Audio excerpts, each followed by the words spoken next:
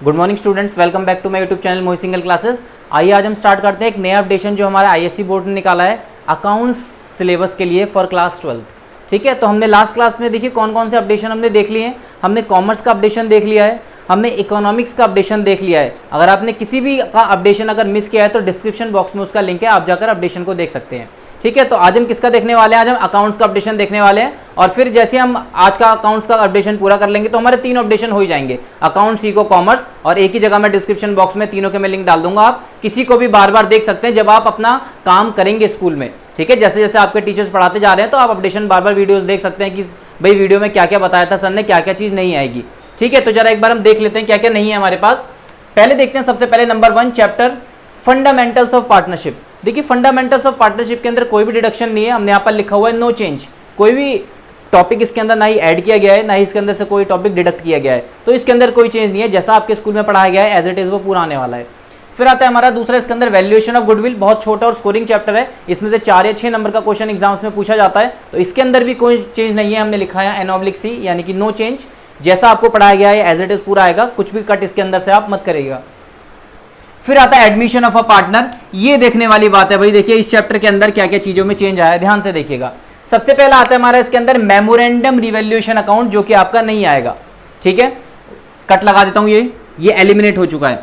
फिर आता है हमारा जॉइंट लाइफ पॉलिसी, ये भी कट हो चुका है। और तीसरा आता है हमारा इंडिविजुअल लाइफ पॉलिसी, ये भी कट हो चुका है। देखिए ये जो 3 टॉपिक हैं शुरू के, ये थोड़े से अगर देखे जाए तो इररिलेवेंट टॉपिक भी है। बहुत ही रेयर क्वेश्चन आपको आपकी बुक में इन टॉपिक से रिलेटेड मिलेंगे, या हो सकता है आपको मिले भी ना, क्योंकि ये बीच में कहीं ना कहीं फुल फ्लेजेड क्वेश्चन में जॉइंट लाइफ पॉलिसी या इंडिविजुअल लाइफ पॉलिसी डाल देते हैं, तो अब वो पॉइंट क्वेश्चन के अंदर नहीं डालेंगे at the time of asking the question. आपसे पूछते टाइम ये इस तरह के टॉपिक्स आपसे नहीं पूछेंगे, नहीं डालेंगे आपकी बार के एग्जाम्स के अंदर for the examination to be held in 2021। अब देखिए नीचे के 3 पॉइंट्स बहुत इंपॉर्टेंट है। पहला आता है admission of a partner during an accounting year. देखिए क्या लिखा है, ड्यूरिंग। आपने देखा होगा पार्टनरशिप के अंदर एडमिशन के अंदर एक पार्टनर एडमिट होता है 1 अप्रैल, तो वो आएगा। लेकिन अगर कोई पार्टनर बीच में एडमिट हो रहा है, 30 सितंबर को आ गया या अक्टूबर में आ गया, नवंबर में आ गया, तो इस तरह का क्वेश्चन नहीं आएगा। यानी बीच में कोई पार्टनर नहीं आएगा, ये टॉपिक इसमें से हटाया गया है। लिखा है ड्यूरिंग एन अकाउंटिंग ईयर, बीच में कोई पार्टनर एडमिट नहीं होगा, इस तरह का कोई क्वेश्चन आपसे पूछा नहीं जाएगा।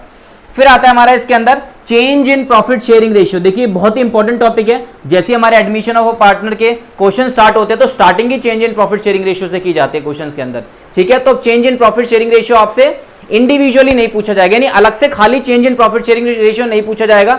लेकिन ध्यान रखिएगा, आप सबको पता है, अगर आपने एडमिशन चैप्टर पढ़ लिया है या फिर आप पढ़ने वाले हैं तो आप सबको पता होगा जब एक नया पार्टनर एडमिट होता है तो गुडविल लेकर आता है। उस गुडविल को जो ओल्ड पार्टनर्स अपने सैक्रिफाइस रेशियो में बांट लेते हैं, जिसके हम एंट्री पास करते हैं premium for goodwill account debit to old partners capital account. और ये गुडविल किस रेशियो में बढ़ती है? सैक्रिफाइस रेशियो में। और सैक्रिफाइस रेशियो निकालने से पहले हमें निकालना होता है न्यू रेशियो।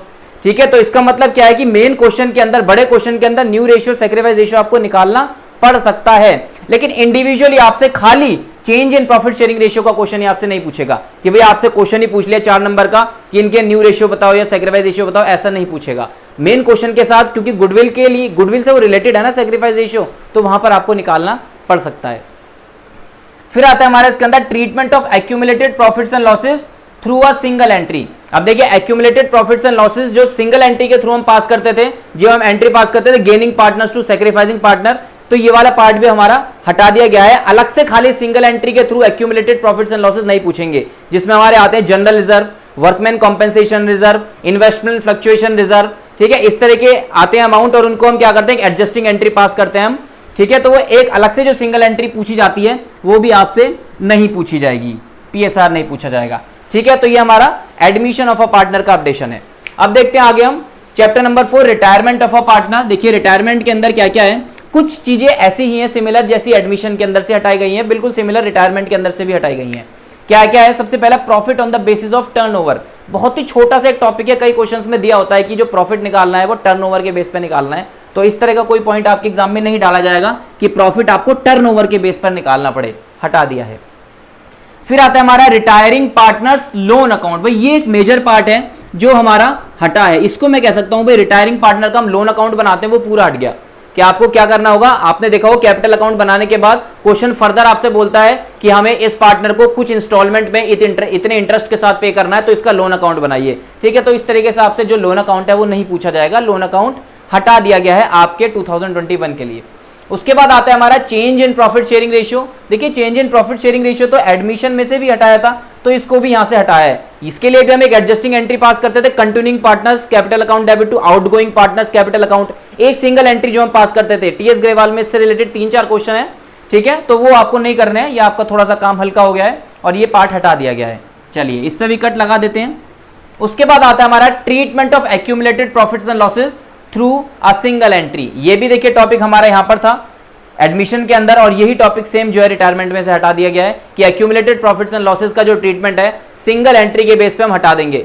आपको मैं बता देता हूं कौन सा वाला पार्ट है जिसके अंदर एक्यूमुलेटेड प्रॉफिट्स एंड लॉसेस दिए होते हैं और उसके बाद हम जाने वाले पार्टनर का शेयर निकालकर एक एडजस्टिंग एंट्री पास करते हैं।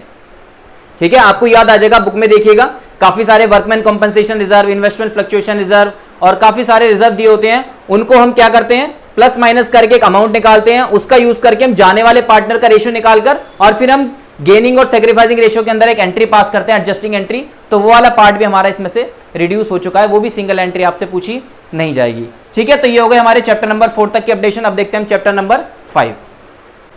तो देखिए चैप्टर नंबर 5 के अंदर क्या चेंज है हमारा। चैप्टर नंबर 5 है डेथ ऑफ अ पार्टनर, और इसमें चेंज क्या है, ये तो पूरा ही हट गया। ठीक है, डेथ ऑफ अ पार्टनर जो है पूरा डिडक्ट किया गया आपके एग्जाम्स के लिए फॉर द एग्जामिनेशन 2021।